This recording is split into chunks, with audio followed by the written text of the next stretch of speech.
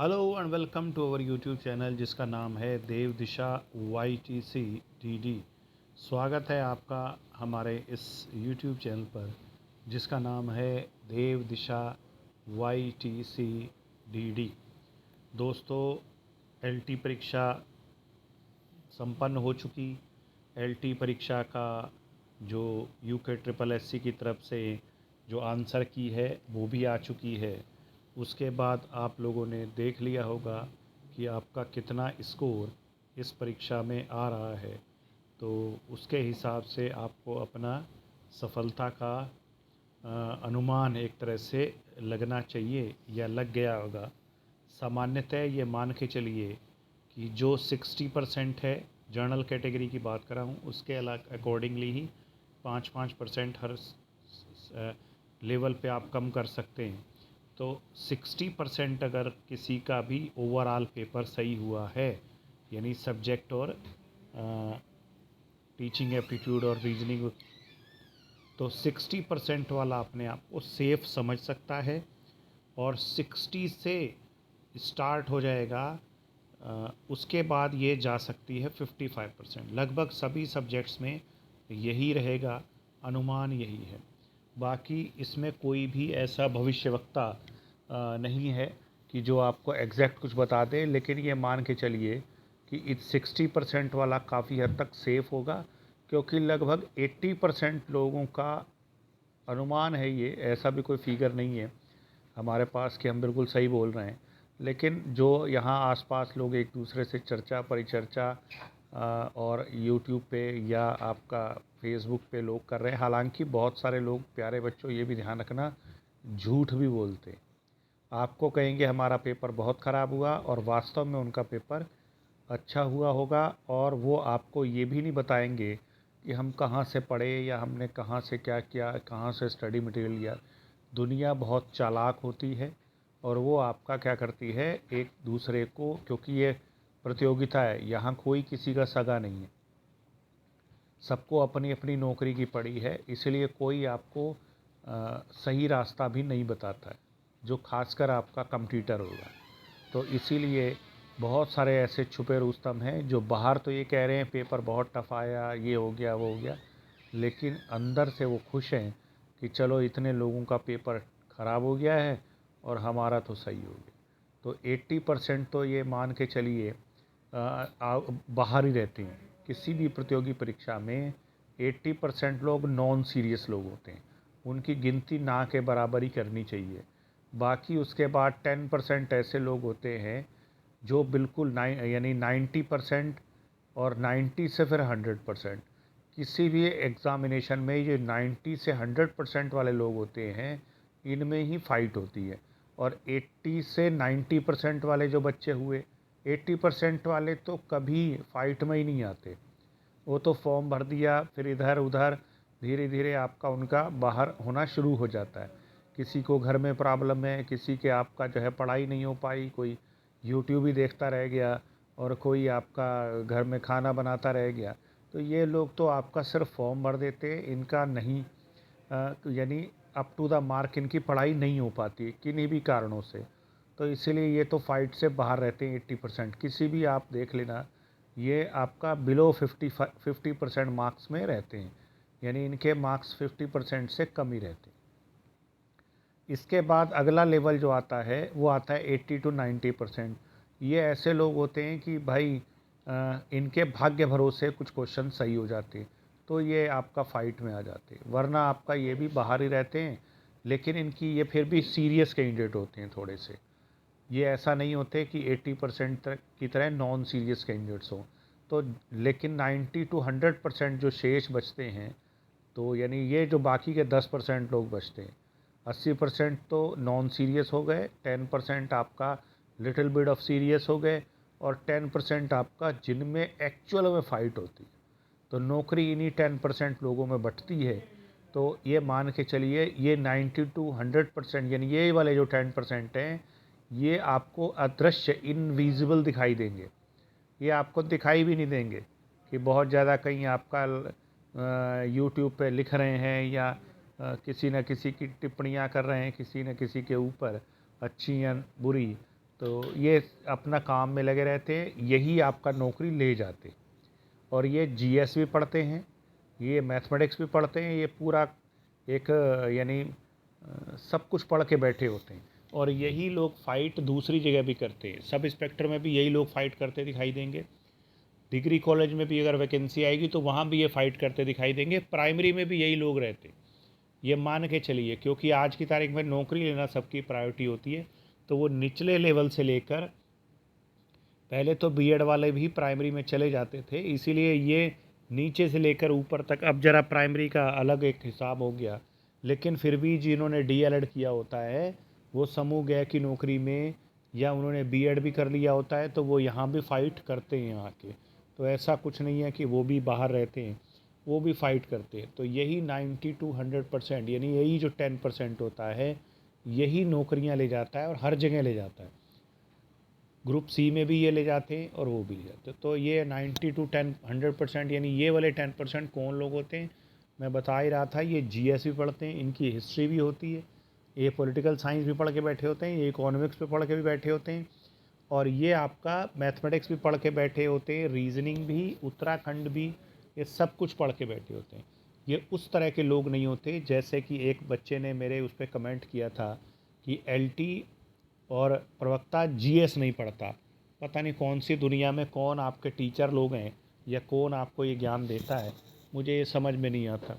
बाकी आपका अपना अपना व्यू है भाई, पढ़िए या ना पढ़िए, मेरे को इससे क्या। अब बहरहाल आपका आ गया कि एलटी परीक्षा के में तो आपको अगर नहीं हो पा रहा है या कम नंबर आ पा रहे हैं, तो अब अगला विकल्प क्या है। तो यहाँ मैंने एक दो चीज़ें और लिखी हैं, हो सकता है किसी को अच्छी ना लग रही हो, लेकिन एक बीएड डिग्री का जो मैं कह रहा हूँ वो अच्छा ना लगे। एक बीएड डिग्री का साइड इफ़ेक्ट होता है। ये बीएड डिग्री का साइड इफ़ेक्ट्स क्या होता है, ये जो ऊपर मैंने लिखा है, बीएड कर रखा है, मैं अब ग्रुप सी का फॉर्म क्यों भरूं। भाई उत्तराखंड में, मैं बता रहा हूँ आपको, उत्तराखंड में टीचर बनने से बेहतर ग्रुप सी की नौकरी कर लेना। ये मान के चलिए, ये मान के चलिए कि ग्रुप सी की नौकरी करना उत्तराखंड में टीचर बनने से बेहतर है। लेकिन अक्सर होता क्या है, जिस भी बीएड धारी से पूछ लो, वो पहले ज़माने में तो यही पूछते रहते थे कि प्राइमरी की वैकेंसी कब आ रही है, क्योंकि उस समय बीएड होता था प्राइमरी के लिए एलिजिबल, और आपका ईयर वाइज उसमें सिलेक्शन होता था। तो वो कहते थे, जब भी दो बीएड वाले मिलते थे तो वो कहते थे, अरे भाई कब तक आ गई, 2006 तक आ गई है भाई प्राइमरी में, चलो मेरा तो 2009 है, एक दो साल में आ ही जाएगा। तो इस तरह के आपके बातें करते रहते थे, और बहुत सारे लोगों की इसी चक्कर में ही एज निकल गई फॉर्म भरने की, नौकरी प्राप्त करने की, सिर्फ इसी इंतज़ार में। क्यों? क्योंकि उन्होंने इस चीज़ का इंतज़ार किया कि मैं तो बीएड कर रखी है, मैं तो अब ग्रुप सी का फॉर्म क्यों भरूं, मैं क्लरिकल काडर में क्यों जाऊं, मैं तो बहुत बड़ा मास्टर हो गया हूं। और सौभाग्य से या दुर्भाग्य से कहीं प्राइवेट में उनको जॉब मिल जाती है, दो चार लोग मैडम नमस्ते, सर नमस्ते करने लग पड़ते हैं, तो वो फिर आपका उनके ऊपर एक जो चारों तरफ एक आवरण बन जाता है, वो आवरण आडंबर का होता है, जो भी आप कह लो, तो वो आडंबर का एक आवरण सा बन जाता है एक भावी शिक्षक या प्राइवेट शिक्षक के चारों तरफ। बहुत कड़वी बात मैं कर रहा हूँ भाई, बुरा मत मानना और मुझे माफ़ करना, लेकिन मैं आप लोगों का थोड़ा सा कड़वी दवा पिला के ही आपको सही करना चाहता हूँ, मीठी दवा पिला के आपको मदहोश नहीं रखना चाहता। भाई इस हैंगओवर से बाहर आ जाओ कि हमने बीएड कर लिया तो बहुत बड़ा काम आपने नहीं कर लिया। साल भर में 2-3 हज़ार बीएड, 4,000 बीएड आ जाते खाली उत्तराखंड में, तो कितनों को सरकार नौकरी दे पाएगी। और फिर अक्सर हम ठीकरा किसके ऊपर फोड़ देते हैं, सरकार के ऊपर। सरकार वैकेंसी नहीं निकाल रही, सरकार भैया 50,000 बीएड किए हुए बैठे हुए हैं, और आपका अगर सरकार ने 10,000 भी नौकरी, इससे ज़्यादा नौकरियां थोड़ी होंगी उत्तराखंड सरकार के पास बीएड की यानी टीचर्स की। तो टीचर्स की अगर 10,000 निकल गई, 40,000 तो फिर खाली बैठा रहेगा। तो नौकरियां भाई बहुत थोड़ी हैं, इसीलिए खाली बीएड की या टीचर बीएड बेस्ड नौकरी की या टीचिंग जॉब के लिए परेशान मत होते फिरो। और भी इधर उधर जो भी वैकेंसी आती हैं उनको भरते रहा करो। 10 जगह भरोगे तो कहीं ना कहीं जहाँ ईश्वर की मर्जी होगी आपको नौकरी के लिए भेज देगा। सिर्फ़ और सिर्फ बीएड के ऊपर बेस्ड ना रहो कि मैंने बीएड कर रखा है और मैं यही बनूंगा और मैं वो बनूंगा और ये, और कब आ रही है कब जा रही है, अक्सर इसी में ही ज़िंदगी निकल जाती है। लेक्चरर की कब आ रही है, अब अगली बार एलटी की कब आएगी, भाई ग्रुप सी की निकली है उसको भर दे, एलिजिबल तो उसके लिए भी हो गया आप ग्रुप सी की नौकरी के लिए। तो क्या प्रॉब्लम है ग्रुप सी की नौकरी में? ना जी मैंने तो बीएड कर रखा है, अब तो मैंने टीचर, अरे भाई मेरी पूरी लाइफ इसी में निकल गई। पिछली बार एक व्यक्ति से मेरी मुलाकात हुई, वो 40 के अराउंड हो चुके थे और वो पूछ रहे एलटी का ये है वो है। अरे मैंने कहा आप ग्रुप सी का भी भर दिया? अरे साहब मैंने इतने समय तो टीचिंग करी, अब मैं क्या लाइन चेंज करूं? भाई तुम सरस्वती शिशु विद्या मंदिर में पढ़ा रहे हो, बहुत कम पैसे पे पढ़ा रहे हो, तो लाइन क्या, हाँ काय की लाइन? आप नासा में क्या वैज्ञानिक लग गए हो जो अब आपको जो है कॉमर्स में जाना पड़ रहा है तो लाइन चेंज हो गई? भाई जो है मेरी बात बहुत बुरी लग रही होगी कईयों को, और कईयों के जीवन पर ये बीत चुकी होगी, तो इसीलिए और ज़्यादा बुरी लग रही हो। भाई मुझे माफ़ करना, लेकिन सत्य यही है, इस बीएड के नशे से बाहर आ जाओ, इस टीचिंग के एक आवरण से बाहर निकल जाओ, तोड़ दो वो आवरण, उतार दो अपने अपने आप में से। और कोई भी नौकरी करनी है, इसीलिए कोई भी नौकरी चाहिए तो आप नौकरी की तैयारी कर लो। ऐसे चक्कर में मत लगो कि मुझे सिर्फ एलटी ग्रेड का मास्टर ही लगना है, अगले 4 साल में फिर आएगी, अगले 2 साल में फिर आएगी, अगले 3 साल में फिर आएगी, ऐसी बातें अगले साल आ जाएगी। ठीक है आ जाएगी, उम्मीद यही कर रहा हूँ मैं भी कि अगले साल तक फिर एलटी की विज्ञप्ति आ जाएगी और आपको फिर एक अवसर मिल जाएगा। लेकिन उससे पहले अगर समूह गय में भी आप कहीं लग जाएं तो फार बेटर है। तो इसीलिए खाली इस नशे में मत रहिए, प्लीज़ प्लीज़ प्लीज़ इस नशे से बाहर आ जाइए। मेरी बात ज़रूर बुरी लग रही होगी कईयों को, भाई मुझे माफ़ करना, और मेरे पे जो भला बुरा मुझे कहना चाहो कह देना, लेकिन मेरी बात पे विचार ज़रूर करना। अब आ जाओ अगली बात पर, वो है कि प्रवक्ता की विज्ञप्ति कब तक आएगी और प्रवक्ता में कैसे सफल हुआ जाए। तो प्रवक्ता की भर्ती बहुत जल्दी आने वाली। कल परसों में आपने जब जो गैरसैंण में उत्तराखंड विधानसभा का सत्र हुआ था, उसमें भी आपने माननीय शिक्षा मंत्री जी को कहते हुए सुना था कि हम प्रवक्ता की 100% भर्ती करेंगे, यानी प्रवक्ता पद बिल्कुल भरेंगे ही भरेंगे। तो किसी भी दिन आज आ जाए, कल आ जाए, परसों आ जाए, एक हफ्ते में आ जाए, 10 दिन में आ जाए, किसी भी सूरत में सितंबर से आगे ये विज्ञप्ति नहीं जाएगी। और इसी हफ्ते ही उम्मीद है कि प्रवक्ता भर्ती की विज्ञप्ति आ जाएगी, कोई रुकावट नहीं है प्रवक्ता भर्ती की। तो आज हम जो हमारा वीडियो है इसी बिंदु पर ही है। प्रवक्ता, अगर आपका एलटी ख़राब हो गया है, अब फ़िलहाल आपके पास प्रवक्ता का ही है, तो प्रवक्ता की तैयारी अच्छे से कर सकते। अब सवाल आता है कि प्रवक्ता का तैयारी करने के लिए पहले प्रवक्ता का सिलेबस जानना ज़रूरी। सिलेबस बहुत वास्ट है, बहुत बड़ा सिलेबस है और आपको बहुत कुछ इसमें पढ़ना पड़ेगा। सिलेबस दिखने में क्या है, ये टीचिंग एप्टीट्यूड है और जीएस है। अब कई लोग कहेंगे टीचर्स को जीएस क्यों पढ़ा रहे हैं? भाई ये कौन सी दुनिया में आप रह रहे हो? तो ये सब आप भूल जाओ। टीचर्स अब नई एजुकेशन पॉलिसी है, उसमें शिक्षक को बहुत चैलेंजिंग जॉब होने वाला है। इसीलिए, और वैसे भी क्या शिक्षक दीन दुनिया के बारे में ना जाने, उसे यही पता ना हो नासा क्या है और इसरो क्या है और आपका मंगल मिशन क्या है और चंद्रयान क्या है। तो इसीलिए सब कुछ जानना ज़रूरी है टीचर्स के लिए। इसी संदर्भ में ही सरकार ने ये एक स्क्रीनिंग टेस्ट का सिलेबस बनाया है इसके हिसाब से। तो ये आप जानते ही हो, जो प्रवक्ता की स्क्रीनिंग टेस्ट होगी वो ऑब्जेक्टिव टाइप होगी, पहला पॉइंट। अब इसमें सेक्शन वाइज आपका है, जैसे खंड 1 2 3 4 5 6 खंड हैं, 5, हाँ 1 2 3 4 जैसे जैसे आते जाएंगे वैसे वैसे दिखते हैं। तो टोटल इसमें आपका टीचिंग एप्टीट्यूड देखोगे, टीचिंग एप्टीट्यूड में 40 क्वेश्चन हैं और 40 ही नंबर हैं। एक नंबर का एक होगा, निगेटिव मार्किंग इसमें होगी, 0.25 निगेटिव मार्किंग रहती है। अब अगर इसमें देखोगे तो आप ये शिक्षा व्यवस्था वाले लगभग आप काफ़ी हद तक उसमें पढ़ चुके हो। एलटी के सिलेबस में मुदलियार आयोग पढ़ चुके हो, हमारा वीडियो भी इस पर है, कोठारी आयोग भी पढ़ चुके हो, यूजीसी आपके सिलेबस में था, एनसीईआरटी सिलेबस में था, एनसीटी सिलेबस में था, एजुकेशन पॉलिसी भी सिलेबस में थी, नेशनल नॉलेज कमीशन भी था। इसके अलावा जैसे ये समानता के लिए शिक्षा, तो ये दिखने में ऐसा ही लग रहा है, लेकिन इसमें बहुत सारी समावेशी शिक्षा वगैरह सब इसमें आ जाएगी। फिर आपका सर्व शिक्षा अभियान SSA, जिसे अब जिसका नाम भी अब बदल दिया गया है, समग्र शिक्षा अभियान कर दिया गया। इसी तरह से शिक्षा का अधिकार है RTE, और ये रूसा है, रूसा हायर एजुकेशन से रिलेटेड है। रूसा राष्ट्रीय उच्चतर शिक्षा अभियान, रूसा ये है। इसके अलावा शिक्षण कौशल कौशल ये भी आपके सिलेबस में मोर और लेस था LT में। शिक्षण विधियाँ, प्रविधियाँ, यानी टेक्निक्स, मेथड्स एंड टेक्निक्स। इसी तरह से कम्युनिकेशन से तो LT के सिलेबस में आपने देखा ही है कम्युनिकेशन कितने प्रकार का होता है, और कम्युनिकेशन की यानी अच्छे संप्रेषण की क्या क्या विशेषताएं होती हैं। कम्युनिकेशन में कौन कौन होता है, जैसे एक श्रोता होता है, एक बोलने वाला होता है, एक माध्यम होता है। जैसे आप मेरा ये वीडियो देख रहे हो तो आप श्रोता या दर्शक हो गए, और मैं आपका बोलने वाला हो गया, और तीसरा जो हो गया वो माध्यम हो गया। आप यूट्यूब के ज़रिए से देख रहे हो तो ये माध्यम है, या इंटरनेट के ज़रिए से देख रहे हो तो ये माध्यम है। तो कम्युनिकेशन में 3 एस्पेक्ट्स होते हैं, श्रोता, दर्शक।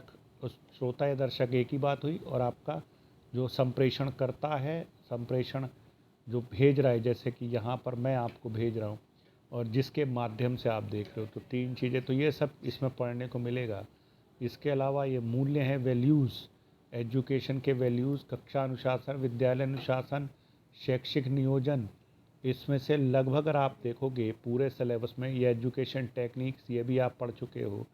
इसके अलावा ये भी आप पढ़ चुके हो, शिक्षक की भूमिका, मूल्यांकन में CCE वगैरह आ जाएगा। तो ये लगभग सब आधा से ज़्यादा सिलेबस, यानी लगभग 75 या 80% सिलेबस तो आप देख चुके हो LT ग्रेड में। इसके बाद आगे बढ़ते हैं, यूनिट 2 देखोगे, यहाँ काफ़ी डिस्क्रिप्टिव है यूनिट 2 आपका रिलेटेड है GS से, और ये GS में 35 क्वेश्चन है और 35 ही मार्क्स हैं। लेकिन यहाँ देखोगे एक ये टॉपिक बहुत इम्पॉर्टेंट है, इसके आप डेली नोट्स बनाइए। इस ये जो राष्ट्रीय और अंतर्राष्ट्रीय करंट अफेयर जिसको हम कहते हैं, समसामयिक घटना, ये तो मैं आपको वीकली बेसिस पे इस चैनल पर भी दे दूंगा आपको। खेल कूद और मनोरंजन भी आपका यहाँ है, तो ये दोनों तो आपको करने ही करने हैं, और इसी पर आधारित ही आपका GS भी बन जाता है। इसके बाद देखोगे भारत का इतिहास दे रखा है। भारत का इतिहास जो है वो बहुत ब्रॉड टॉपिक है, और उसके बाद फिर इसमें अगर आप देखोगे राष्ट्र निर्माणकारी गतिविधियां भी हैं, यानी पोस्ट इंडिपेंडेंट फेजेस भी इसमें आपको पढ़नी पड़ेगी। लेकिन ये बहुत बड़ा सिलेबस है। अगर मेरा तो सुझाव ये रहता है, क्योंकि इसमें कितने क्वेश्चन आ जाएंगे, 35 टोटल में से है, तो टोटल में से आपको कितने क्वेश्चन दे देगा वो हिस्ट्री में से, मुश्किल से 4-5। तो 4-5 के लिए बहुत ज़्यादा आपको पढ़ना पड़ेगा। इसीलिए पहले राउंड में आप इसे छोड़ सकते हो, बहुत सेलेक्टिव पढ़ सकते हो। और सेलेक्टिव में भी आप आधुनिक भारत पढ़ लोगे, मध्यकाल में से एक आध क्वेश्चन दे देगा, एक आध प्राचीन में से दे देगा, एक दो इसमें से दे देगा, एक दो इसमें से दे देगा। टोटल अगर 10 क्वेश्चन भी बना देगा तो भी आपको कोई प्रॉब्लम नहीं है, क्योंकि 2-3 तो आपको मिल ही जाएंगे कम कम पढ़ते हुए भी, क्योंकि आप टोटल बनाने हैं 35 में से यहाँ करंट अफेयर से काफ़ी अच्छे क्वेश्चन आ जाते हैं। इन दोनों को मिला के लगभग 10 क्वेश्चन आएंगे, यहाँ से 5।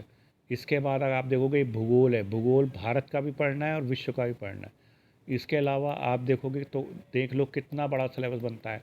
फिर नेचुरल रिसोर्सेज हैं, नेचुरल रिसोर्सेज पर भी आपको क्वेश्चन मिलेंगे, ये एक तरह से बायोलॉजी है या एनवायरनमेंट साइंस है। फिर कॉन्स्टिट्यूशन में देखोगे, कॉन्स्टिट्यूशन का तो थोड़ा सा पार्ट ही है जो इन्होंने डिस्कस कर रखा है। इसके अलावा जो ये कंज्यूमर प्रोटेक्शन एक्ट है, CPA 86 है, और इसके अलावा एक और आ चुका है, वो भी आपको देखना है, क्योंकि 2 है, यही नहीं कि खाली 86 का ही देखना है, इसके बाद भी एक आ चुका है।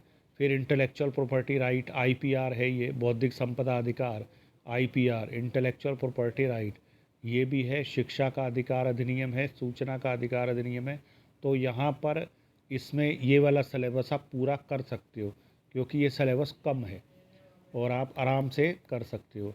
इसके अलावा ये राष्ट्रीय अंतर्राष्ट्रीय स्तर पर अधिकारों से संबंधित संगठन, ये भी आप कर सकते हो। इसमें से भी 1-2 क्वेश्चन ये मानवाधिकार आयोग से क्वेश्चन जनरली मिलते हैं।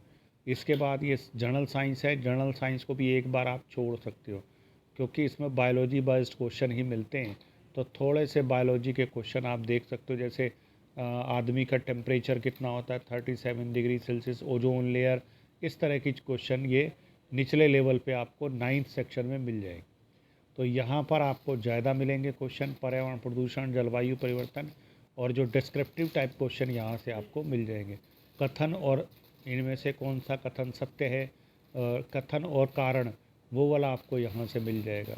इसके बाद देखो ये इकोनॉमिक्स की बात इन्होंने कही है, राष्ट्रीय आय की अवधारणा, ये भी आप पूरा सिलेबस कर सकते हो, कोई बड़ा इसमें सिलेबस नहीं बैठेगा। हालांकि ये अगर देखोगे तो जो अभी पेपर में आया था समाजवाद, वो भैया यही इसी तरह से ही आपका क्वेश्चन यहाँ से बनेंगे। फिर आप एग्रीकल्चर देखोगे तो एग्रीकल्चर एक वास्ट सब्जेक्ट है, तो यहाँ से आपको जो है कुछ भी क्वेश्चन मिल सकता है। इसीलिए आप देखोगे। इसके बाद अगला जो हमारा वीडियो होगा वो इसके लेक्चरर का एक पेपर जो पिछले वाला है उसको डिस्कस करेंगे और बताएंगे कि कौन सा क्वेश्चन कहाँ से उन्होंने दिया है और किस तरह का क्वेश्चन बनाया। खंड 3 ये आपको ज़रूर पढ़ना है क्योंकि इसमें आपके 30 मार्क्स आएंगे, और जहाँ से भी आप पढ़ोगे उत्तराखंड जब भी आप पढ़ोगे तो वो और एग्ज़ाम में भी आपको ग्रुप सी के वगैरह के एग्ज़ाम में भी फ़ायदा देगा। और ये तो आपको सारा ही पढ़ना है, इसमें कुछ भी छोड़ना नहीं है क्योंकि ये आपका इम्पोर्टेंट है। इसमें आप देख रहे हो ये करंट अफेयर्स इसमें भी है, तो ये भी करंट अफेयर्स हम उत्तराखंड वाला भी आपको इस वीडियो में प्रोवाइड करा दिया करेंगे। इसके बाद आ गया ये है खंड 4। खंड 4 में आपको जो है देखना है 25 मार्क्स आपके इसमें से भी हैं, और यहाँ आपका ये साइलोजिज्म ये सब ये आपका जो है कूटानुवाद ये सब आप कुछ तो कर ही चुके हो, और कुछ इसमें वो भी है आपका एक मैथमेटिक्स भी ये, और ये टाइम टेकिंग होता है इसीलिए इसमें ट्रिक्स से काम करना पड़ता है। तो ये मैथमेटिक्स तो आपको पढ़ना ही पड़ेगा। इसमें देखोगे ये है साधारण ब्याज और मिश्रित ब्याज, ये सब चीज़ें हैं। तो इसमें तो यही तरीका है कि रोज़ का एक आप टॉपिक ले लें मैथमेटिक्स को, ताकि बाद में आपको दिमाग में एक प्रेशर ना आए। रोज़ का थोड़ा सा ये आप कर लें और आगे बढ़ें। इसके बाद आपका देखो रेलगाड़ी, नाव, धारा, बहुत बड़ा माध्यिका, बहुलक। हालांकि इसमें क्वेश्चन बहुत सिंपल आते हैं, जैसे कि माध्यिका और बहुलक में रिलेशनशिप बताओ। माध्यिका पर क्वेश्चन आ जाएगा तो एक सीरीज़ दी होगी, उसमें से वो कहेगा इनमें से माध्यिका कौन सी होगी। तो ये हल्के फुल्के लेवल के ही क्वेश्चन मिलते हैं। इसके बाद अब अगला जो यूनिट है, यूनिट आपकी होगी ये 5। यूनिट 5 में आपको 20 मिलेंगे और ये हिंदी का। अगर आप मेरा सुझाव माने तो सबसे पहले इस पर लग जाए क्योंकि 20 मार्क्स ये बहुत ईजिली आपको मिल जाएंगे, और इनके आप नोट्स कहीं से भी तैयार कर सकते हो या कोई बुक ख़रीद सकते हो। वैसे अपने हाथ से बनाओगे तो आपको ज़्यादा अच्छा रहेगा, या हाथों हाथ याद भी होता जाएगा, क्योंकि हिंदी कोई मुश्किल काम नहीं है। अगर इसमें थोड़ा बहुत गलती होती है तो यहाँ से गलती होती है, वर्तनी शुद्धि या वाक्य शुद्धि से, यहीं से ही थोड़ा सा कुछ लोग गड़बड़ा जाते हैं। बाकी सब इसमें इजी सिलेबस है। सबसे पहले मेरा सुझाव आपको है कि हिंदी तो आप सेल्फ अपने से स्टार्ट करें पढ़ना। अब मैं आपको बताता हूँ कि करंट अफेयर्स जो होती है उसे कैसे देखा जाता है। ज़्यादातर करंट अफेयर्स ये जो सुबह सुबह बहुत सारे लोग क्लासेस देना शुरू कर देते हैं और आप उस पर बैठ जाते हैं सुबह सुबह का कीमती समय नष्ट करने के। सुबह का पढ़ा हुआ ज़्यादा अच्छा याद रहता है। इसका कारण ये होता है कि हमारे दिमाग में ज़्यादा जाता है। अब ज़्यादा क्यों जाता है? क्योंकि हमारा दिमाग सुबह सुबह फ्रेश रहता है। अब बात आती है कि फ्रेश क्यों रहता है? फ्रेश इस वजह से रहता है क्योंकि सुबह सुबह हमारे एनवायरनमेंट में ऑक्सीजन ज़्यादा होती है, और यही ऑक्सीजन इनटेक हमारी जो ब्रेन सेल्स हैं वो करती हैं, तो वो ताज़ी रहती है, उनमें कैपेसिटी बढ़ जाती है, उनकी जो ग्रहण करने की क्षमता किसी भी चीज़ को। रात तक पोल्यूशन हो जाता है पूरे एनवायरनमेंट में, और हमारी ब्रेन सेल्स जो होती हैं वो आपका उनको प्रॉपर ऑक्सीजन नहीं मिल पाती, इस वजह से वो सुस्त हो जाती हैं। तो इसीलिए सुबह उठ के ही पढ़ना बेहतर होता है। और सुबह सुबह आप 1 घंटा ख़राब कर देते हो, फलाने की क्लास, फूल और गोभी वाली क्लास, पत्ती और पेड़ वाली क्लास, तो इन क्लासेस से बचो। अपना सिर्फ अखबार पढ़ो, अखबार पढ़ के आपका जो है करंट अफेयर बना लो। जैसे यहाँ आपको मैंने एक अखबार का दे रखा है, इसमें देखोगे कि इन गोविंद राजन पद्मनाभन दे रखा है। इनको किस फील्ड में मिला है? भारत का सर्वोच्च सम्मान मिला है विज्ञान का, विज्ञान रत्न सम्मान। अब ये विज्ञान रत्न सम्मान जो आपका इनको मिला है, तो ये है गोविंद राजन पद्मनाभन। इनमें एक सीधा सीधा पूछा जा सकता है, या मैच करने के लिए पूछा जा सकता है कि इनका संबंध किससे है। तो इनका संबंध अगर आप देखोगे तो बायोटेक्नोलॉजी से इनका संबंध बनता है, बायोटेक्नोलॉजी से इनका संबंध रहता है। तो ये देखो गोविंद राजन पद्मनाभन, विज्ञान के क्षेत्र में इनको सर्वोच्च सम्मान मिला। अब ये तो हर कोई पढ़ लेगा कि विज्ञान रत्न पुरस्कार ने भारत का पहला विज्ञान रत्न, लेकिन ये सवाल इसमें से देखो बन रहा है कि भारत में जैव प्रौद्योगिकी अनुसंधान का अग्रदूत, यानी फादर ऑफ या पायनियर ऑफ बायोटेक्नोलॉजी, तो पायनियर ऑफ बायोटेक्नोलॉजी कौन है? गोविंद राजन पद्मनाभन। तो इस तरह से क्वेश्चन आप इसमें से निकाल सकते हो, करंट अफेयर्स में से भी क्वेश्चन। अब ये आपका दिख रखा है, देखो ये हमारे उत्तराखंड का क्वेश्चन है, और ये है कि अनुपूरक बजट है। अब इसमें कई बार आपको डिस्क्रिप्टिव पेपर दे सकते हैं। पहले तो यही हो गया कि अनुपूरक बजट कितने करोड़ रुपए का है, तो ये अनुपूरक बजट है। अनुपूरक बजट मतलब सप्लीमेंट्री बजट हो गया। तो सप्लीमेंट्री बजट में आपका जो असली बजट होता है उसमें कमी पड़ जा रही है पैसे की, तो सप्लीमेंट्री बजट दिया जाता है। तो यहाँ पर आप देखोगे ये वाइब्रेंट विलेज के लिए, तो एक प्रश्न नेचुरल सी बात आ जाता है कि वाइब्रेंट विलेज कौन से हुए, उत्तराखंड में कौन कौन से गांव, और ये कहाँ पर प्रस्तुत किया गया? गैरसैंण में, भराड़ीसैंण में। और अनुपूरक बजट आपका जो है पेश करने जा रहे हैं कौन है? वित्त मंत्री प्रेमचंद्र अग्रवाल।